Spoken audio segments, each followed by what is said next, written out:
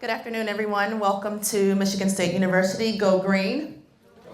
Oh, y'all know it already. Very good. I'm Melanie Trowbridge. I'm from Academic Human Resources within the Office of the Provost.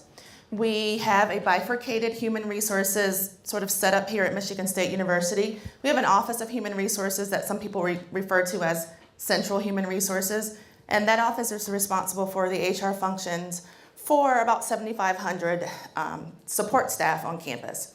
My office is in the Office of the Provost. On some campuses it's called Faculty Affairs, but we're Academic Human Resources in the Provost Office, responsible for HR functions for about 5,500 faculty and academic staff. So that's just a little bit about our office. For those of you who are on information overload, I will say one thing, and then you can go back to checking your social media and your email. I'm here to talk about hiring faculty and academic staff at MSU. The only thing you need to know from my talk is that if you have an opening, it must be posted.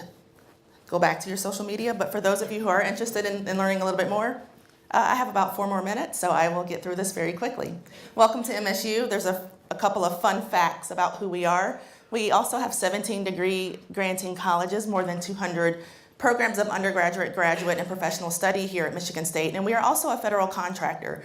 The gentleman before me talked about that extensively, and I won't go into very many details about that, but as a federal contractor, MSU is required to follow a set of regulations that outline specific hiring responsibilities. One of those regulations is called VEVRA. It stands for the Vietnam-Era Veterans Readjustment Assistance Act. VEVRA was put in place in 1974 as a mechanism to support veterans returning from the Vietnam War and to prohibit discrimination and to assist them in finding employment after the war. VEVRA is enforced by the Office of Federal Contract Compliance Programs, OFCCP. And basically the requirement, as I said at the top of my talk, is that if you have an opening in your lab, in your program, in your unit, all openings must be posted.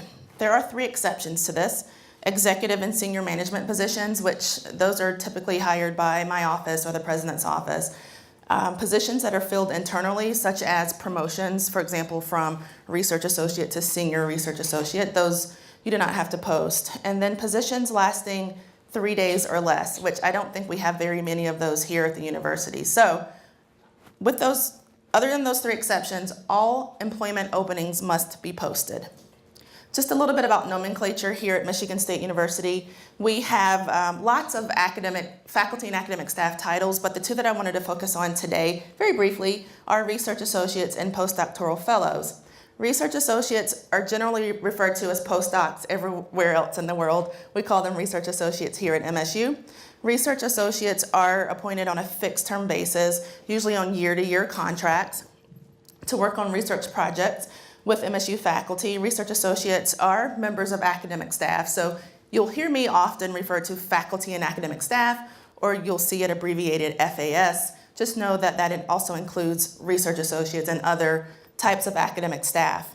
And research associates may remain in the position for up to 5 years. If a research associate remains employed by you or working on your projects for longer than that, you'll have to consider moving them to a different classification, such as a senior research associate. We also have postdoctoral fellows, and postdoctoral fellows, unlike research associates, are not actually employees of MSU. Postdoctoral fellows have their own research funds through like a training grant or some other externally funded program, and MSU serves as the host institution for these individuals. Again, they are not actually employees of the university. In fact, the salary or stipends that they receive are not even passed through our payroll system. They go through scholarships, I think. So truly are not employees. So how do you accomplish hiring and posting positions? All of your employment openings shall be posted in what's called our applicant tracking system. It's called PageUp. PageUp is the vendor. Regardless of the FTE, or if it's 100% or 50% or even a 30% time appointment, you have to post those positions and do an open recruitment. Unless, again, it falls into one of those 3 exceptions that I mentioned 2 slides ago. We have central funds dedicated to some central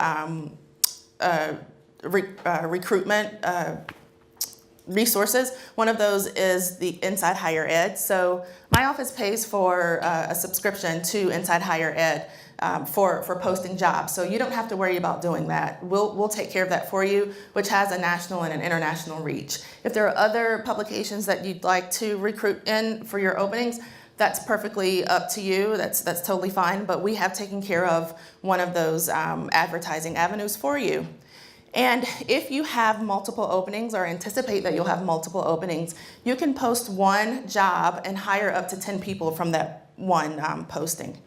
So I list this here as an example. Oh, by the way, I forgot to say that I've committed a multitude of sins today because my slides have way too many words on them. But again, the only thing that you have to remember is if you have an opening, you must post it. So the Department of Computational Math, Science, and Engineering, I think that's right, has developed this very beautiful sort of process. I call it hiring in 6 easy steps. If you have a research associate that you need to hire, this is an example of how it can happen, and this is something that can be adopted in your departments as well. So computational mathematics has decided to create just a standing search committee, or the folks who will be doing the interviewing and selecting the hires, the research associates. So they have a standing committee made up of the department chair, the associate chair, and one other individual. That one other individual is typically a PI who has an opening in his or her lab.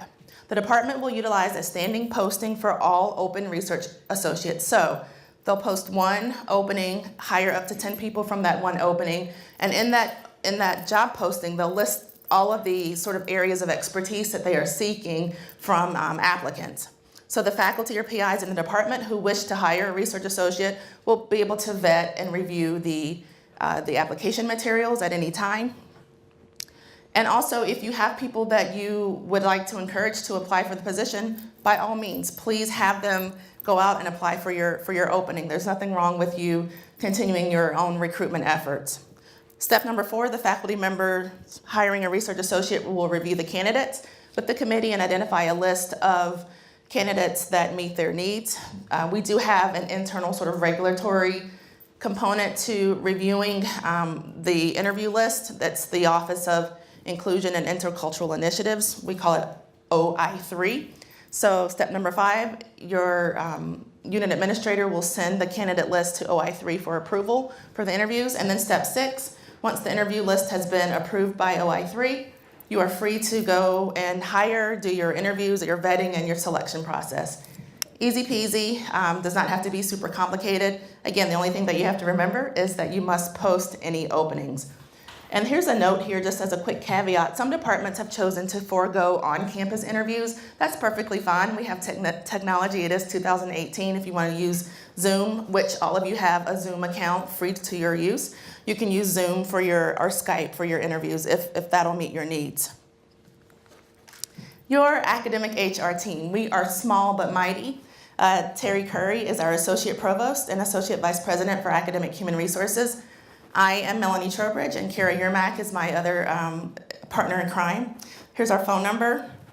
And our other sort of major partners that we work with to do some of this work on campus are the Office of Inclusion and Intercultural Initiatives and the Office of Human Resources. We also work very closely with the Office of General Counsel as well. Feel free to give us a call. The other thing I wanted to say too is you don't have to remember all these things because all of your departments, you have human resources, unit administrators who will help you with all of this work. So do you have any questions about hiring at MSU or anything else that I can answer? You guys are all deep into your social media, or I did such a great job that you don't have any questions. But if you think of anything, just give us a call or send me an email. Thank you.